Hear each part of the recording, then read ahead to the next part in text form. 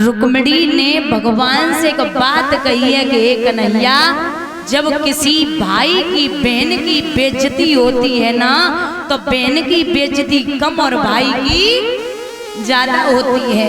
अगर बहन सभा में लुट भी जाएगी और बेइज्जती हो भी जाएगी तो मेरा कुछ नहीं बिगड़ेगा, लोग तुम पे उंगलियां उठाएंगे कि कन्हैया की बहन को बीच सभा में नगिन कर दिया गया।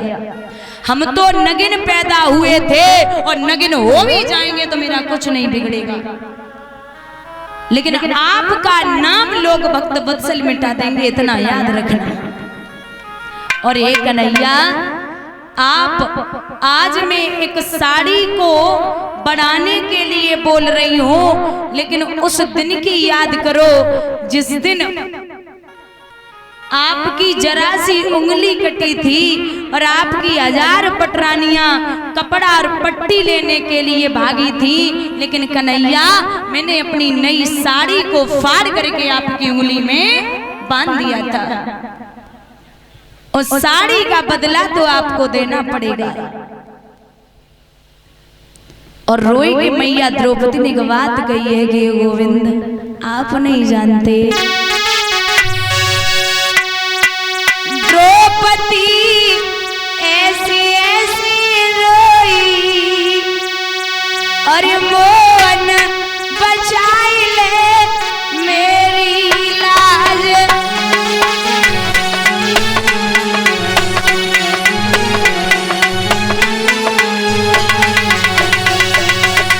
कन्हैया याद तुम करियो सांवरिया,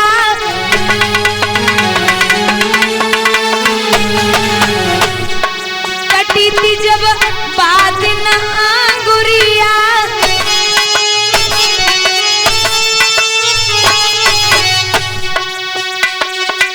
दई में साड़ी भारी मोहन बचाई ले मेरी लाज।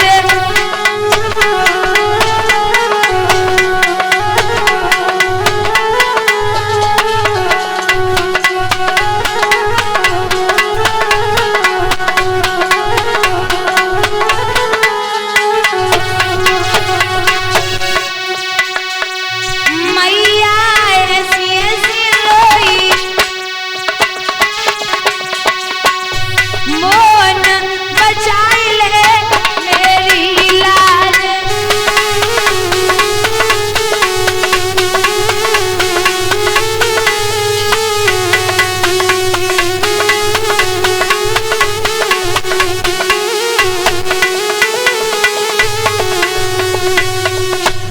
आ जाइए, भगवान के कानों में जब आवाज पहुंची है तो रुक्मिणी जी भगवान के लिए भोजन लेके बैठी, लेकिन कन्हैया चुपचाप पीठ फेर के रो रही थी। मैया रुक्मिणी ने जवाब दियो, गोविंद क्या बात है, आप काहे कौन रोए रहे? तो भगवान रोए के बोले, अरे रुक्मिणी आज हमारी बहन पे बड़ो संकट है। क्या बात है? बोले आज बड़े समाज में उसे नग्न किया जा रहा है। रुक्मिणी कहने लगी, दिमाग तो ठीक है तुम्हारा, अरे बहन मानते हो और यहाँ चुपचाप बैठे हो, तुम्हें शर्म नहीं आती क्या? भगवान बोले थोड़ा और तपने दो, थोड़ा और तपने दो, जब तक वो मुझे ढंग से याद नहीं करेगी, ढंग से नहीं रोएगी, तब तक मैं जाने वाला नहीं हूं। रुक्मिणी बोली, तब तक क्या तमाशा देखना है तुम्हें? अरे जाइए, अगर नहीं गए ना तो 2 पैसे की हो जाएगी। और यहाँ महाराज दुशासन मैया द्रौपदी की साड़ी को खींचने में लगा। पहले तो मैया साड़ी को कस के पकड़े रही, लेकिन जब हाथों ने काम नहीं किया, अब दोनों हाथ ऊपर किए हैं कि अब जो करना है तू कर ले। अब केवल एक ही आस है, वो है कृष्ण की, अगर वो भी नहीं आया तो मैं अब किसी काम की नहीं हूं। महाराज जब हिचकी ली है ना मैया द्रौपदी ने, तो भगवान जब भागे हैं भयो का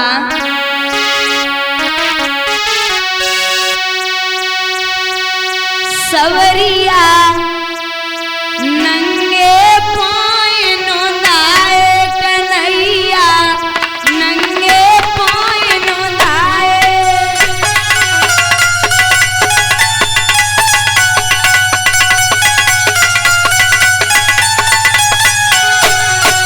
लला मन से तेज पवन से ज्यादा, पवन से ज्यादा गरुड़ बेग फिसलाए रसिया, नंगे पाँव नोंदाए मुरारी, नंगे पाँव नोंदाए।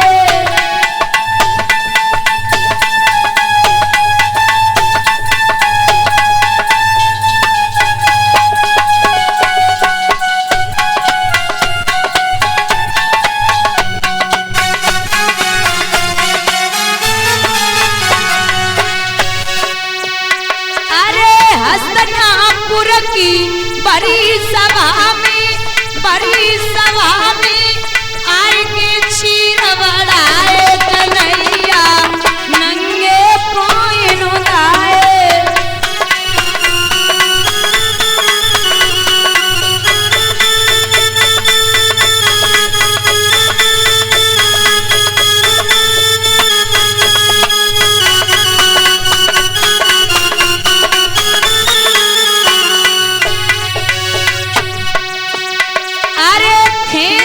चीर दुशासन थकियो, दुशासन थकियो, दुष्ट तो सब घबराए सवरिया, नंगे पाँव नोंदाए बिहारी, नंगे पाँव नोंदाए।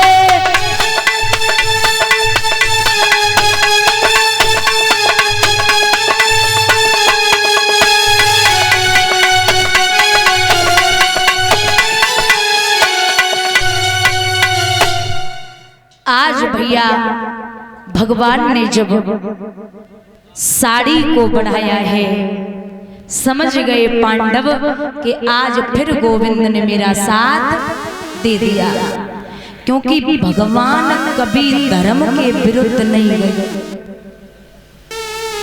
जितनी भी राजनीति आजकल चल रही है, कितनी भी कोई भी इंसान कितना भी राजनीतिक क्यों न हो ले, लेकिन बुजुर्गों भगवान से बड़ा न कोई राजनीतिज्ञ हुआ है और न कभी होगा।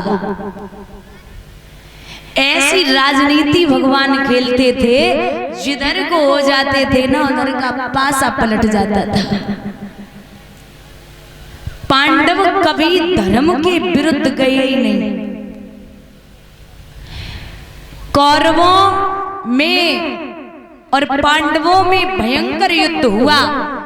कौरवों में कोई न कोई मरता है, लेकिन श्री सूत जी वर्णन करते सोनकादिक ऋषियों, एक दिन सूर्य पुत्र कर्ण, महाभारत की जो लड़ाई है उसमें सूर्य पुत्र कर्ण एक दिन मैया से कहता है कि हे मां, विचार करता हुआ कि पता नहीं मैंने कब और किस घड़ी में जन्म लिया इस दुनिया में। मैं सूर्य का बेटा तो हूं, मैं सूर्य का बेटा तो हूं, लेकिन आज तक मुझे जिसने संभाला है वो सिर्फ और सिर्फ दुर्योधन है। दुर्योधन कहने लगा, भैया कर्ण,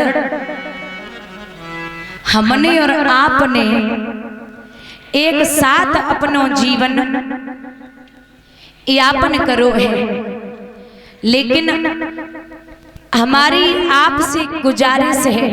बोले क्या?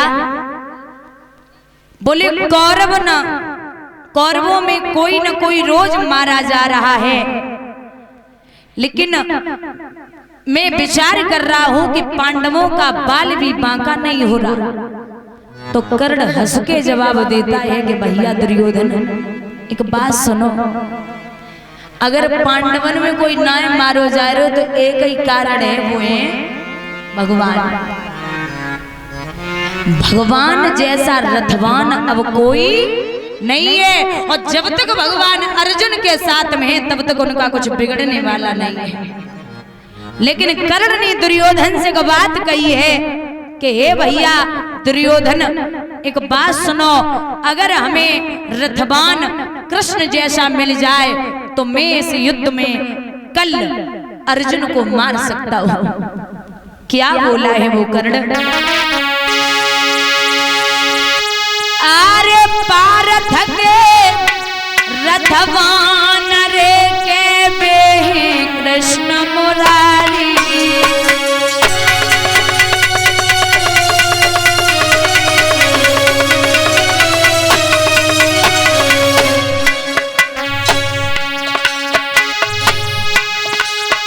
आरे पारथ के रथवान रे के बेहे कृष्ण मुरारी, कर्मयोग गुणवान रे, कर्मयोग गुणवान रे के संचालक वारी,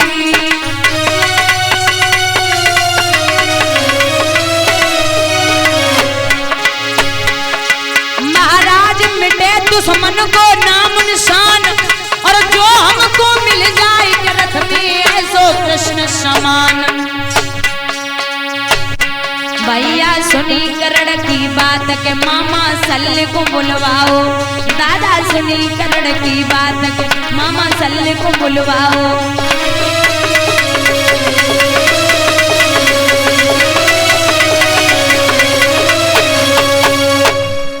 जवाब दिया है कि अगर कोई रथवान अच्छा है तो वो है मामा सल्ले। सल्ले को बुलायो गयो और कहा है कि कल के युद्ध में युद्ध होगा तो आपको मेरा रथ चलाना पड़ेगा। शल्य बोले हमें जो तो पता है कि कन्हैया के सामने हमारी दाल गली वाली ना है, लेकिन अगर तुम कह रहे हो तो निश्चित है कि मैं आपके साथ में रथ लेकर के जरूर चलूंगा। तो कर्ण ने दुर्योधन से कही है कि अब चिंता ना करो, हमारे पास में परशुराम के दए हुए 5 बाण हैं, मैं कल उस अर्जुन को मार दूंगा। भैया कृष्ण को पता चली है कि कल अर्जुन मारे जाएंगे और ये सूर्य पुत्र कर्ण की प्रतिज्ञा है, तो रात में कन्हैया को नींद न आई। अर्जुन से बोले, अर्जुन जितनी सुखी नींद सोए रहे हो ना उतनी सोए ले, क्योंकि कल शाम सूर्यास्त होने से पहले आप इस दुनिया में नहीं रहोगे। अर्जुन बोले, जी अच्छी बात है, तुम आए हो तो भाई और हम जो दुनिया में न रहे, तुम आए हो तो भाई और हम जो दुनिया में न रहे तो जो तो हमसे ज्यादा कोई अच्छो ना समझेगो। कन्हैया थोड़ी कम बातें करो, हमें पता है आप मेरा बाल भी बांका नहीं होने दोगे। भगवान बोले, जी ठीक है, एक तो बता रहे उन्हें कोई चिंता ना है, हम सही और कह रहे कि तुम हो तो हमें कोई चिंता ना, सोए जाओ। भगवान को चैन कहां पड़े, बुआ कुंती से पहुंचे, बोले बुआ आप वहां जाओ कर्ण के पास में। क्यों? बोले उसके पास जाना और वो कर्ण बहुत दानवीर है, आप उससे कुछ मांग लेना। क्या मांगना है? बोले अर्जुन के जो दिए हुए 5 बाण हैं, वो परशुराम के दिए हुए जो 5 बाण हैं वो। कुंती बोली, दिमाग तो ठीक है कन्हैया, कैसी बातें कर रहे हो, मैं और वहां जाऊंगी? अरे चुप रहिए, मैं नहीं जाती। कुंती की बात सुन के भगवान बोले अगर तुम ना ही गई ना तो कल अर्जुन को मुख ना देख सकती हो, जाना पड़ेगा। महाराज मैया कुंती से कही है तो आज कुंती सुबह ही सुबह ब्रह्म मुहूर्त में कर्ण के पास पहुंची। जो कर्ण ने मैया कुंती को देखो तो पूछी है माँ आज क्या बात है, सवेरे ही सवेरे तुम तो अर्जुन की मैया हो ना, आज सवेरे ही सवेरे कर्ण के दरवाजे पे कैसे आगमन है गए हो तुम आओ। और कर्ण पूछने लगा है बोलो मैया बोलो मैया,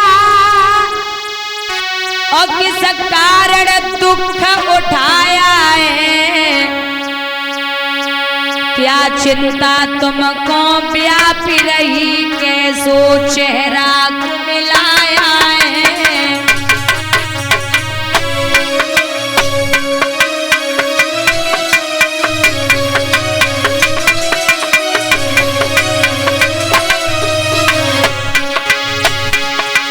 इस सूर्य पुत्र के धन्य भाग्य